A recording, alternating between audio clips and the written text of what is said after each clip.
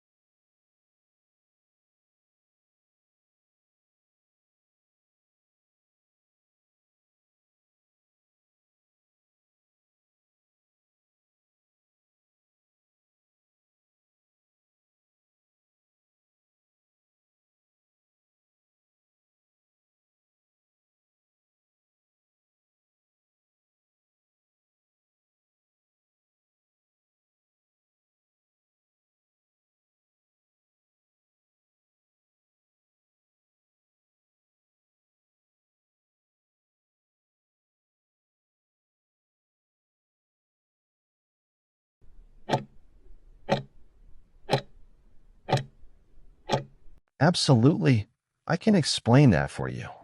MIHIRA, a bruise is a very common result of minor trauma, which is just a medical term for a small injury or bump. What happens is that tiny blood vessels under the skin, called capillaries, get a little damage from the impact. This allows a small amount of blood to leak into the surrounding soft tissue.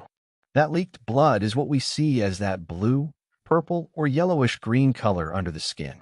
The good news is that this is usually not serious at all.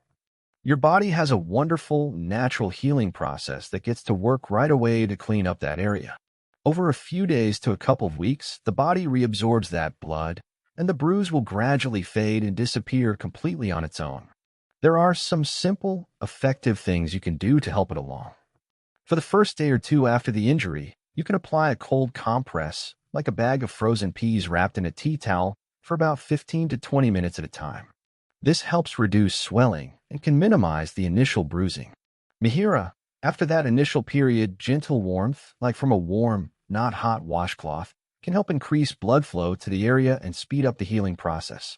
If it's comfortable, you can also try to gently rest and elevate the bruised area if possible. The main thing to remember is that it's a normal part of your body's response, and it will resolve by itself. However, if a bruise appears for no apparent reason, is unusually large or painful, or doesn't start to fade within 2 weeks, it would be a good idea to mention it to your GP, just to be safe.